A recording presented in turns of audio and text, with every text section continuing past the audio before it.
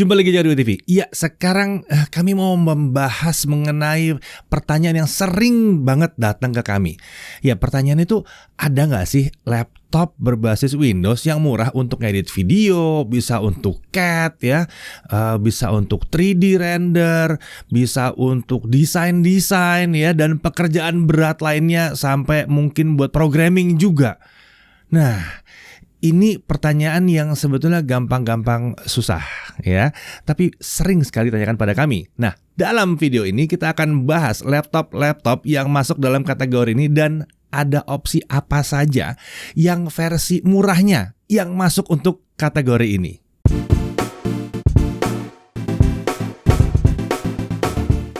Oke, saya harus jelaskan dulu ya bahwa murah ini bukan berarti harganya 2 jutaan ya, itu sayangnya belum cocok. Murah ini ya maksudnya itu relatif terhadap kebutuhannya, relatif terhadap kategori ini ya. Kalau kalian membutuhkan laptop yang kencang untuk kebutuhan pekerjaan berat yang tadi ya, mau CAD, mau desain, mau video editing ya, segala macam, mau 3D ya, seperti yang dibahas tadi tuh ya, memang ekspektasinya itu harus diletakkan di kisaran 10 juta rupiah atau lebih. Karena memang kami belum nemu yang pas di bawah kisaran 10 juta rupiah untuk saat ini, untuk saat video ini dibuat. Tapi tenang, kali ini kami akan mencoba mencarikan yang harganya tidak lebih dari 15 juta rupiah. Ya, tapi sebelum kita mulai, simak dulu yang satu ini.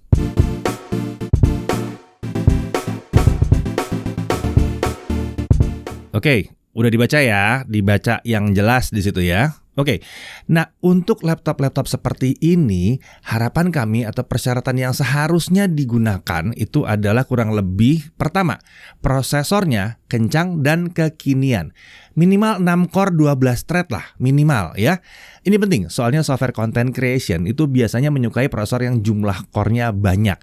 Dan tentunya lebih baru prosesornya itu akan lebih baik.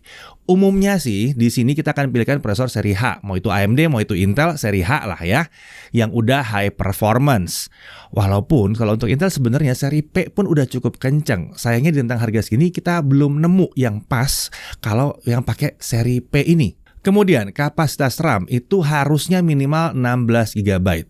Kalau lebih kecil dari ini biasanya membuat proses editing atau rendering itu jadi kurang kencang aja, nggak lepas aja performanya. Nah kalau laptopnya pakai kapasitas yang lebih kecil itu bisa kalian pertimbangkan selama dia bisa di-upgrade.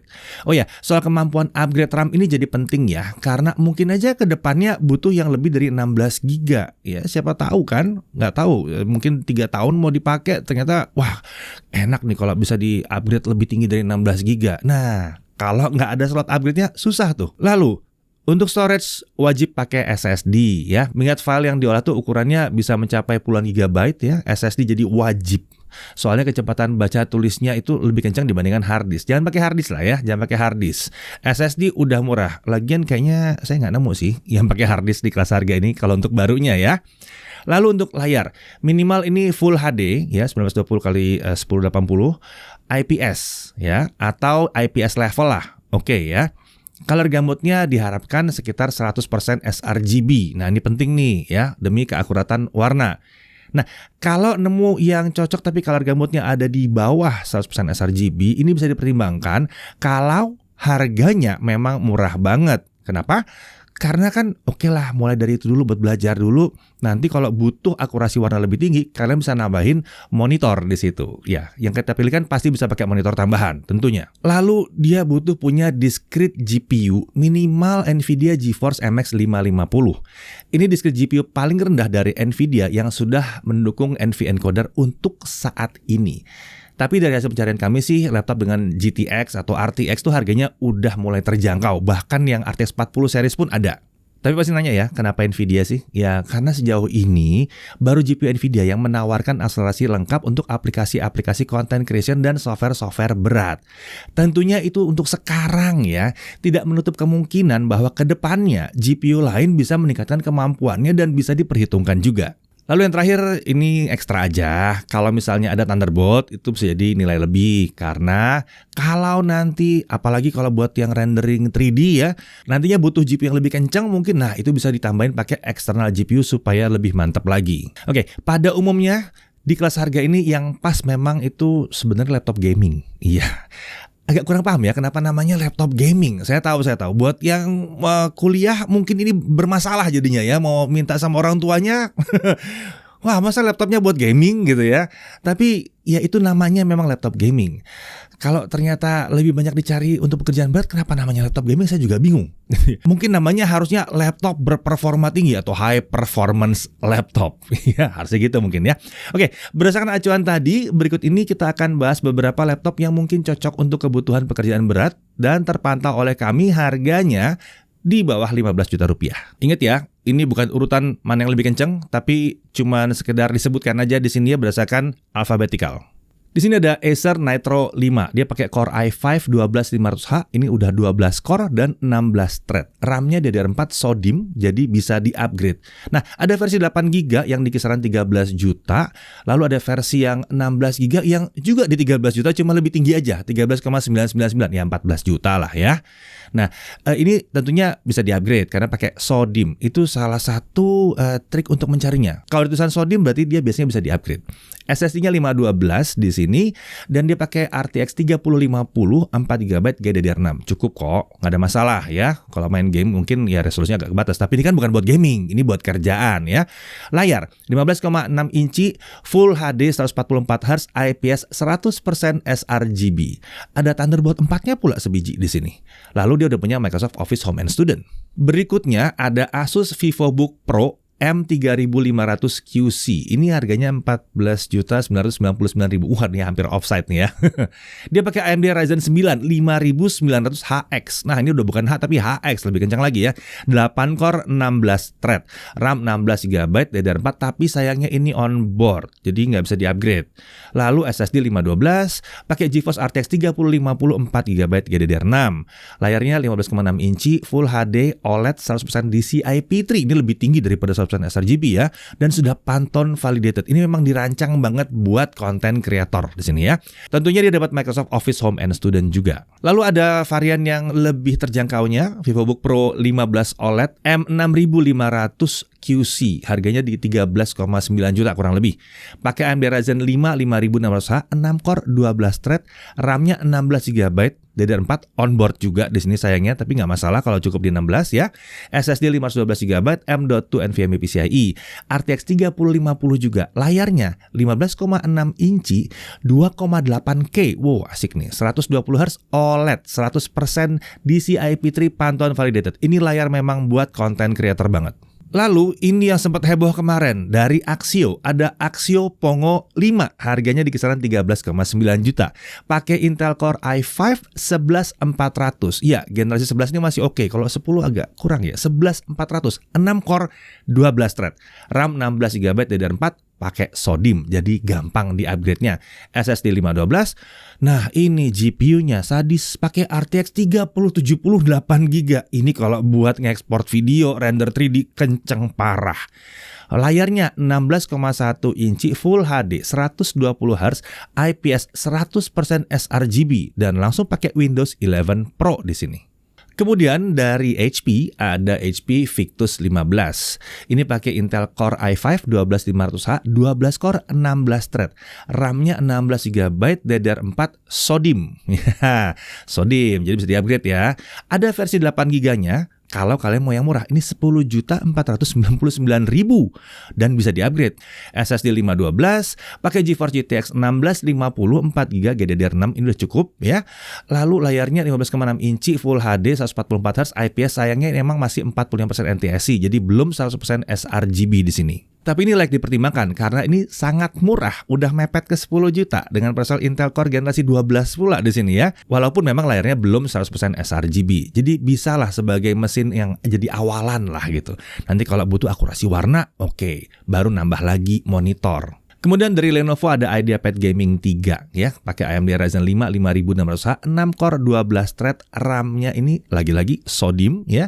Kalau yang 8 GB itu harganya 11,8 juta, yang 16 GB 12,3 juta. SSD 512 pakai RTX 3050 4 GB GDDR6. Layarnya itu 15,6 inci Full HD 165 Hz, udah IPS 100% sRGB. Tentunya Office itu ada di sini ya, tersedia. Dan dia juga punya varian dengan AMD Ryzen 5800H, 8 core, 16 thread. Yang 8 GB di kisaran 13,8 juta, yang 16 GB di kisaran 14,3 juta rupiah. Lanjut ada Lenovo IdeaPad Gaming 3i. Karena dia pakai Intel di situ ya. Intel Core i5 12450H, 8 core, 12 thread. RAM-nya DDR4, yang 8 GB sekitar 13,3 juta, yang 16 GB sekitar 13,8 juta rupiah. Lalu SSD 512 dan dia punya slot M.2 kedua. Jadi itu bisa ditambahin, bisa di-upgrade SSD-nya juga bisa ditambahin tanpa mengganti SSD yang sudah terpasang. GPU-nya pakai RTX 3050 4 GB GDDR6, layar 15,6 inci Full HD 165 Hz IPS 100% sRGB. Ada Thunderbolt 4 di sini dan tentunya Office juga udah tersedia. Dan tersedia juga varian dengan Intel Core i5 12500H yang 12 core, 16 thread. Mau lebih kencang lagi ya. 8 GB sekitar 13,6 juta, lalu yang 16 GB sekitar 14,1 juta. Nah, kita beralih ke variannya MSI ya, yang paling sering kita sarankan adalah MSI GF63 Thin.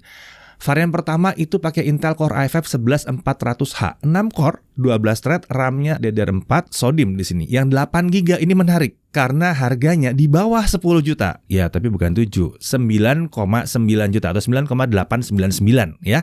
Lalu yang 16 GB ada di 10 juta 699 ribu. SSD-nya 512, GPU-nya pakai GTX 1650, 4 GB, udah cukup banget di sini. Layarnya itu ada di 15,6 inci Full HD IPS level. Ini layak banget dipertimbangkan walaupun belum 100% sRGB. Lagi-lagi cocok banget untuk awalan ya. Nah, untuk varian yang kedua ini harganya di kisaran 14 juta kurang dikit, 13,999. Ini pakai Core i5 12450H, 8 core 12 thread, RAM 16 GB ya, langsung 2x8 jadi langsung dual channel. SSD 512 GB, RTX-nya 4050. Iya, udah 4050. 6 GB GDDR6. NVIDIA encodernya ini lebih mantap lagi karena udah support AV1 buat kalian yang membutuhkan. Untuk layar 15,6 inci Full HD 144 Hz IPS level juga. Ini layak banget dipertimbangkan karena ini harusnya kencang banget, udah pakai RTX 40 series walaupun layarnya memang belum 100% sRGB. Lalu mepet ke 15 juta ada MSI Cyborg 15 sesuai dengan namanya. Oh enggak, itu nama 15-nya sebetulnya buat layar ya. 14.899.000 Intel Core i5 12450H, 8 core 12 thread, RAM 16 GB langsung 2x8, SSD-nya 512 GB, NVIDIA GeForce RTX 4050 6 GB lagi di sini. NVIDIA encodernya tentunya udah support AV1 juga. Nah, untuk layar 15,6 inci Full HD 144 Hz IPS level. Lagi-lagi dengan alasan yang sama, ini sangat menarik sekali karena performanya tinggi walaupun layarnya memang belum 100% sRGB. Nah, itu tadi sekilas contoh laptop berperforma tinggi yang cocok untuk kebutuhan pekerjaan desain, content creation, CAD, pekerjaan berat lainnya lah ya, 3D, mau rendering 3D, segala macam itu yang berat-berat ya, yang multitaskingnya luar biasa kebutuhannya. Tidak menutup kemungkinan akan bisa ada laptop-laptop yang terlewatkan oleh kami. Kalau kalian nemu yang terlewatkan tapi sesuai dengan syarat yang di awal tadi, coba tulis aja di kolom komentar ya. Ingat ya, prosesornya suka kekinian, jangan prosesor tua-tua ya. Iya, kelewatan kan bukan berarti kami tidak suka atau itu buruk ya, tapi ya kelewatan aja. Oke, semoga video ini bisa membantu kalian ya. Mungkin bisa membantu untuk melobi orang tua atau untuk melobi atasan, atau ya untuk menentukan laptop mana yang pas untuk pekerjaan kalian yang butuh performa ekstra tadi itu. Oke, sampai sini dulu. Sampai jumpa lagi. Saya Deddy Irfan, Jakarta TV.